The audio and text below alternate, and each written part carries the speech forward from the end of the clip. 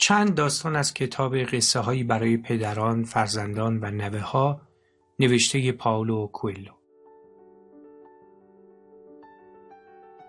در مسیر نمایشگاه کتاب. از نیویورک به شیکاگو می روم تا در نمایشگاه انجمن کتاب های پرفروش آمریکا شرکت کنم. ناگهان جوانی در راهروی هواپیما می‌ایستد و میگوید 12 داوطلب می‌خواهم که پس از فرود هر کدام گل سرخی در دست بگیرند. چند نفر دستشان را بالا گرفتند. من هم دستم را بالا بردم. ما انتخاب نشدیم، اما به هر حال تصمیم گرفتم همراه آن گروه بروم.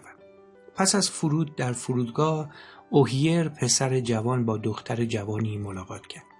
مسافران یکی پس از دیگری شاخه‌های گل سرخشان را به دختر جوان تقدیم کردند. سرانجام پسر جوان از دختر تقاضای ازدواج کرد و او هم پذیرفت. یکی از ماموران پرواز به من گفت از وقتی اینجا کار می‌کند این رویداد رمانتیک ترین حادثه است که در این فرودگاه رخ می‌دهد.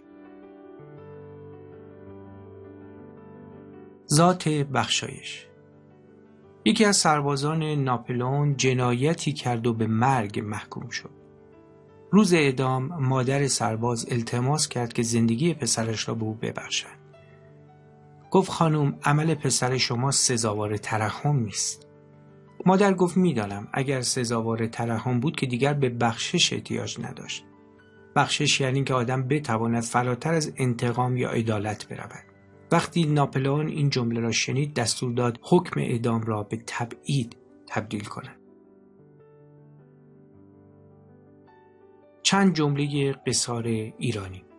کسی که خدا را بشناسد او را توصیف نمی کند. کسی که خدا را توصیف می کند او را نمی شناسد. حسین ابن منصور حلاج.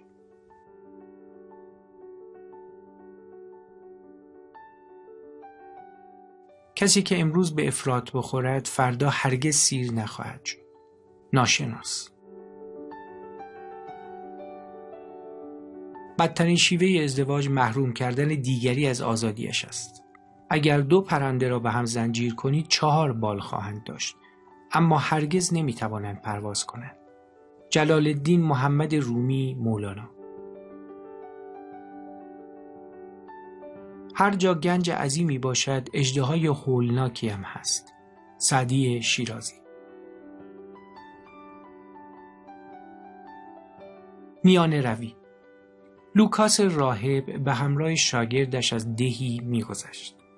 پیرمردی از او پرسید ای قدیس چگونه به خدا برسم؟ گفت خوش بگذران، با شادیت خدا را نیایش کن. و به راه خود ادامه دادند. کمی بعد به مرد جوانی برخوردند. گفتند چه کنم تا به خدا برسم؟ لوکاس گفت زیاد خوشگذرانی نکن.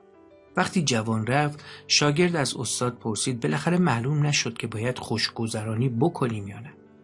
لوکاس پاسخ داد سیر و سلوک روحانی مثل گذشتن از یک پل بدون نرده است که روی یک دره کشیده شده.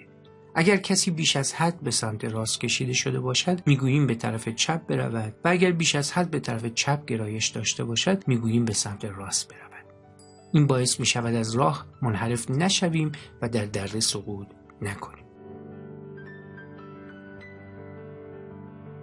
خب دوستان این بود چند داستان از کتاب پائولو کوئلو، پدران، فرزندان و نوه ها، قصه هایی برای آنها که با هم دیگه شنیدیم. مرسی، ممنونیم، امیدواریم که دوست داشته باشین این قصه ها رو. قصه های کوتاهی بود که ایشون توی این کتاب گنجونده و ممنون میشیم اگه ما رو سابسکرایب کنید، اون زنگوله که نشون حتما بزنید تا ویدیوهای بعدی اون براتون ویدیو بتونید ببینید. اگر هم پیشنهادی دارین حتما توی کامنت ها لطف کنید و برامون بنویسید. بسیار سپاسگزاریم از اینکه بیننده و شنونده کانال خودتون هستید.